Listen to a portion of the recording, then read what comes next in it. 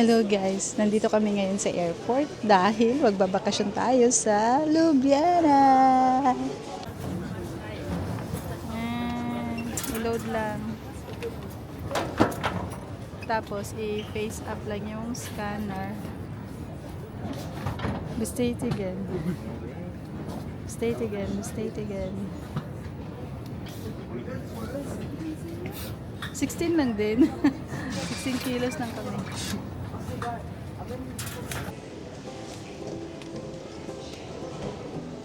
Paano pa kasi kilo naman?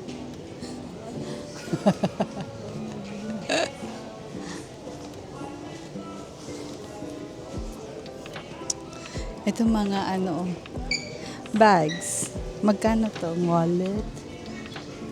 85.90 euro. Michael Kors. Sale na yan ha. Naka-sale ng 30% off. Chocolate oh. Yung Ritter Sport nila, ang mahal. Itong buong 33.99 euro. Hanap na tayo ng makainan. Ayun, may pagkainan doon. Uy, may sasakyan dito, Supra. Natin. Picture ka dyan pa. Tafascan, Supra.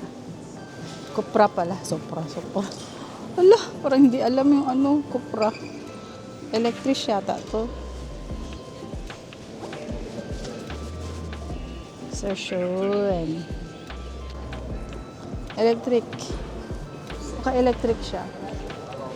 Ayan, electric nga ako kasi imbis na gas, battery. Yan. Cupra. Ano ba?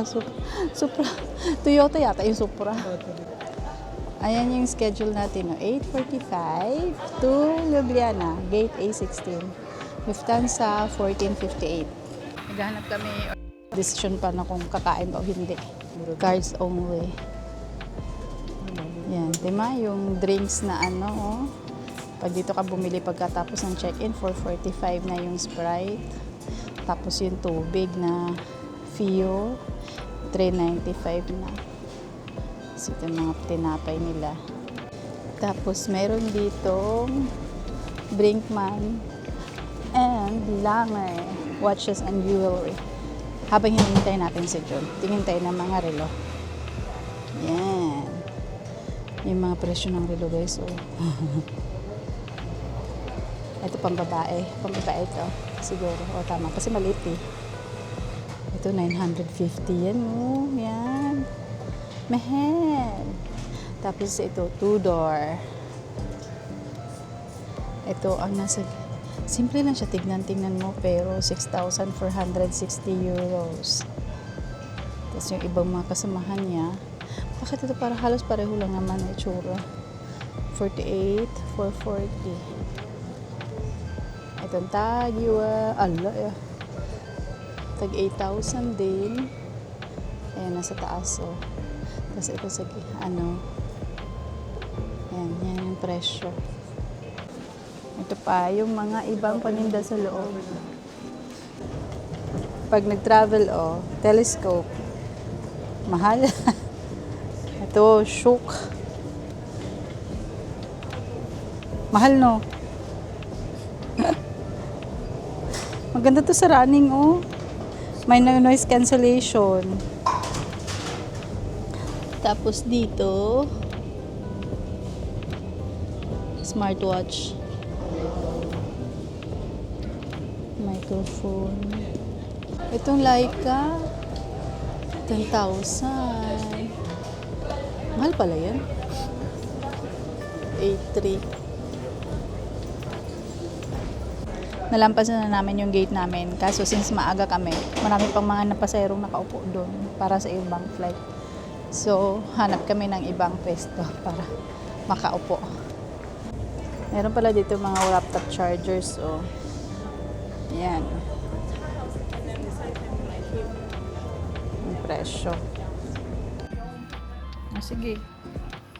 Hayaan mo yan. Hindi yan mawala.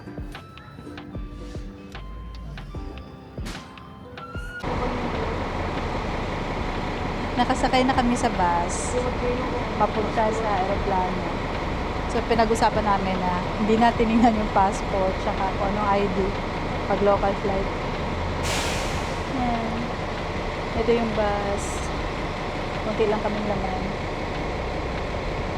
Naghihintay pa kami ng ibang pasahero na hindi pa nakapag-board. Ang ganda ng sunrise. Ang ganda ng sunrise sa likod. Kita nyo. Yan o, ang ganda. Galing. Maaga tayong umalis eh. Pero ang time pa lang ay alas 8:30.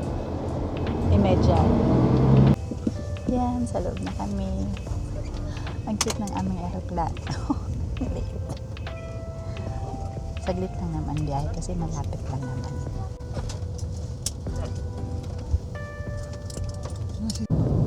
Naka-take off na kami. Ayan na ang baba. Medyo foggy. Kaya ganyan yung itsura. Diba? That is an outfit. Skyline doon.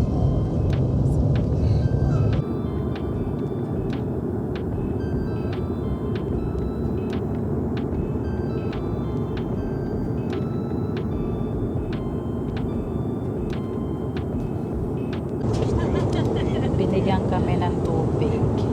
Ayan. Tapos nanonood ako sa vlog ni JM. I-download ko yung video niya.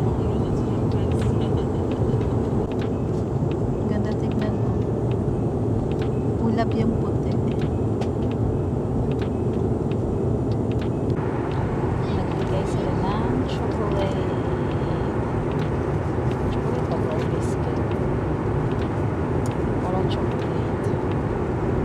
Tapos nato ko yung vlog ni JM.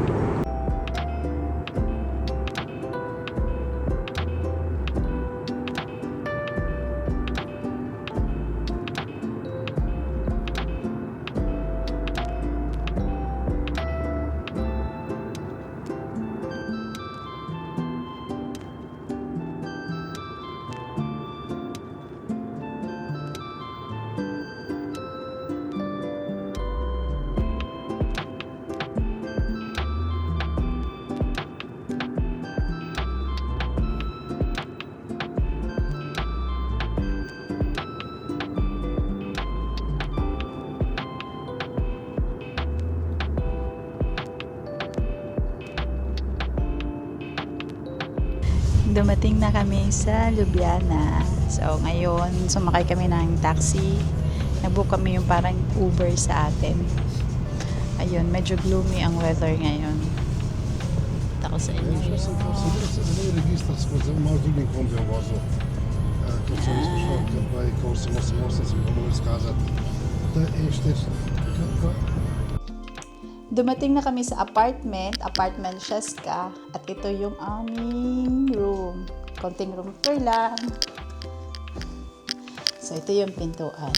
Pagpasok, dito sa gilid, merong sabitan ng jacket. Tapos, merong available na oven. And then, dito naman sa right side, pwedeng makapagluto. Ito yung switch ng ilaw. Ay, pinatay ko. Yan, meron din silang initan ng tubig. Ano kaya dito? Ah, may mga kutsara. Ang galing. Tapos, sink. Tapos, rubbish bin. Mga drawer. Ayan, may magagamit pa ng kaldero. O, diba? Tapos dito, mga baso at saka tasa. Yan, tapos may tissue, mga walang ilaw. Ano siya, mga asin. Tapos sa dishmaker yata yan. Tapos ref. Yan, toilet. Malawak yung toilet nila, ha?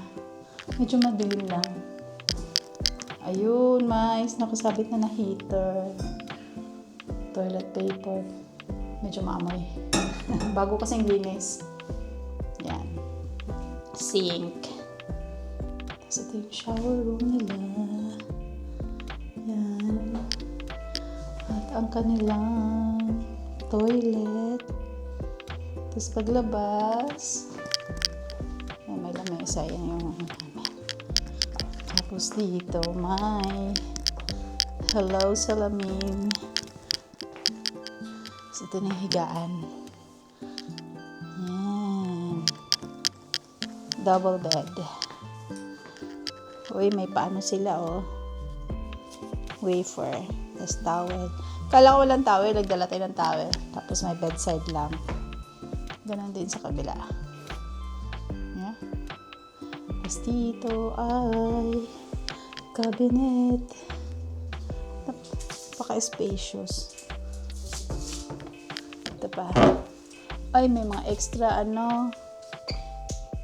pag giniginaw ka. Extra beddings. Tapos may TV. Ayan. Upuan. Heater. Yan. Tapos yung tanaw sa labas ay parking lot. So alam nyo guys, pagpasok namin dito, syempre pinakita ko naman sa inyo sa maayos naman na space. Tapos meron silang booklet dito sa may lamesa. Ano siya? Guide. Tingnan nyo. Yan. Guide sila na yung sa pwede kang mag-coffee, pwede kang bumili sa baba. Tapos yung faucet daw dito ay naiinom. Tapos yung may TV. Tapos yung program sa TV. Tapos, ayan, information paano mag-lock sa door. Tapos ito, meron silang binigay na info na, ay teka, meron pa yan. Ang inuna ko kasing tingin kanina is grocery. Yan. Meron din palang service laundry dito. Pwede kang pa-laundry. Sariling, sikap. Bayad lang. Tapos may mga information siya sa mga grocery. Tapos saan yung mga kainan. Ayan, no. Bali, if you are pizza lover, burger lover, yan. Barbecue lover, steak lover, sana all, steak. Steak lover. Ay, may sushi lover. Shambhala. Dami niya ginano. Tapos yung mga must try dito sa Ljubljana. Yan. Nakakatuwa. Kasi, nag-effort talaga sila para sa guest nila na magbigay ng information. Tapos marami pa silang mga dito, may mga maps pang mga naka-insert for your travel guide. Yan. Tapos naglagay din sila na may about sa rent a bike, kung magkano rent a bike. So, may idea ka kung magkano. So, hindi ka mabubudol. Pero sabi nila, ang Slovenia naman daw, basically safe daw talaga dito. So, bihira ka lang makaka-encounter na may mga scam sa'yo. Yun. Ayos naman. Sana ayos ang stay for the duration hanggang December 27. Ayun, that's it for today. Salamat sa pagsama sa aming pagbiyahe at hanggang dito sa apartment. Bye!